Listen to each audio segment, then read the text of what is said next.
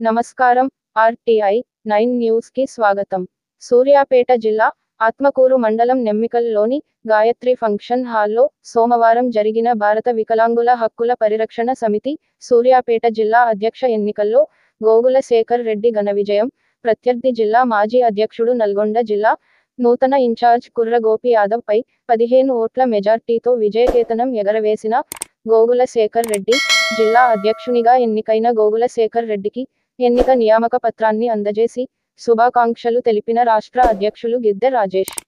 ఈ కార్యక్రమంలో పోటీలో నిలిచిన సంఘం నల్గొండ జిల్లా నూతన ఇన్ఛార్జ్ కుర్ర గోపి యాదవ్, సంఘం జిల్లా సీనియర్ నాయకులు మున్నా మధు యాదవ్, జిల్లా సీనియర్ నాయకులు, జిల్లా యువజన విభాగం అధ్యక్షులు గుర్రం నరేష్ రెడ్డి, జిల్లా సీనియర్ నాయకులు, జిల్లా ఉపాధ్యక్షులు కొండ సైదులు యాదవ్, మహిళా నాయకురాలు వీరమ్మ, మంచాల వెంకన్న, గుంటి శివకుమార్, స్వామి, కృష్ణ, రాంబాబు నాయక్, భిక్షం నాయక్, రామచంద్రు, షరీఫ్ తదితరులు పాల్గొన్నారు.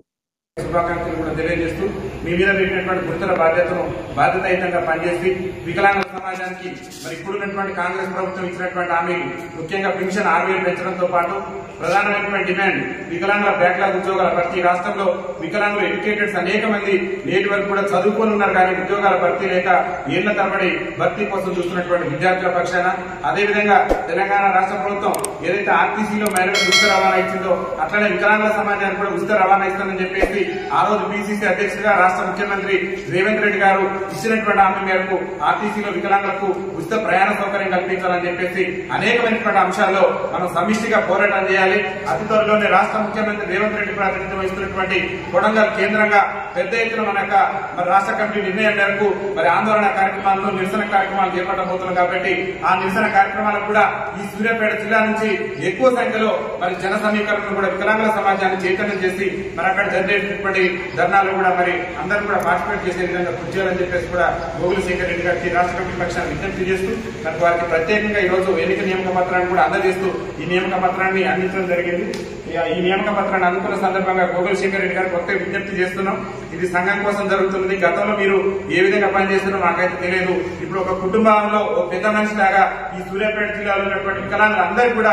చేదోడు వాదోడుగా ఉంటూ ఈ జిల్లాలో ఉన్నటువంటి వికలాంగుల సమాజానికి చేతునియాలి. ఏ జిల్లాలో, ఏ మండలంలో, ఏ గ్రామంలో ఏ సమస్య వచ్చినా ఓ పెద్దన్న పాత్ర పోషించి వాళ్ళకు మీ వంతు సహాయ సహకారాలు అందించడంతో పాటు సంఘం బలోపేతానికి కూడా కృషి చేయాలని చెప్పేసి విజ్ఞప్తి చేస్తూ జిల్లాలో అన్ని గ్రామాలు, మీ సొంత గ్రామాలు కూడా వదిలిపెట్టేది లేదు, అన్ని గ్రామాల్లో కూడా జెండావిష్కరణ కార్యక్రమాలు కూడా నిర్వహించి మరి హక్కుల కోసం జరిగేటటువంటి పోరాటంలో జిల్లాలో ఉన్నటువంటి అన్ని మండలాల్లో కూడా కమిటీలు ఏర్పాటు చేసి మరి మీరు రేవంత్ రెడ్డి ప్రభుత్వం మీద మనం కాడో పేడో తెలుసుకునేందుకు ఏదైతే కొడంగల్ కేంద్రంగా నిర్వహించబోయేటటువంటి ధర్నా ఉందో ఆ ధర్నాలోపు ఈ జిల్లాలో సంఘాన్ని బలోపేతం చేయాలని చెప్పేసి కూడా విజ్ఞప్తి చేస్తూ మరి జిల్లాలో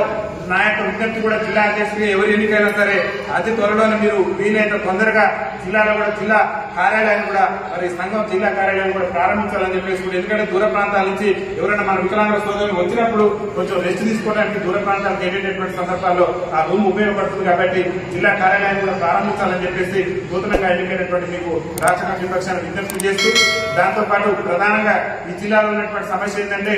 ప్రతి మండలం కూడా మీరు తిరగాలి, జిల్లాలో కమిటీలు ఏర్పాటు చేసుకోవాలి, ప్రతి నెలలో 3 సార్లు జిల్లా కార్యవర్గ సమావేశాన్ని నిర్వహించాలని చెప్పేసి కూడా గోగుల శేఖర్ రెడ్డి గారు విజ్ఞప్తి చేస్తున్నాం. మీరు చెప్పినటువంటి ఆదేశాలు